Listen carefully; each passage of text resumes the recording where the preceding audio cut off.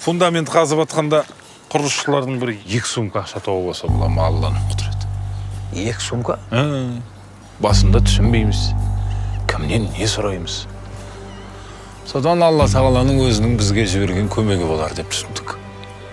Қаражатымыз жетпей, сол ақшаға осы мешітті бітіріп алдық. Осы жерге ақша тыққан адамға Алланың нұры жаусын. Бала шағасының рахатын көрсін. Нема, ол ақшаған мешітхана салған жоқ шығарсыздар? Неге? Мектеп салдық, мәдениет үйі, орталық саябақ, стадион салдық. Қалған ақша не істедіңіздер? Ақша қалған шығар енді тағы да? Осы ауылдың әр тұрғынына миллионнан таратып бердім ғой.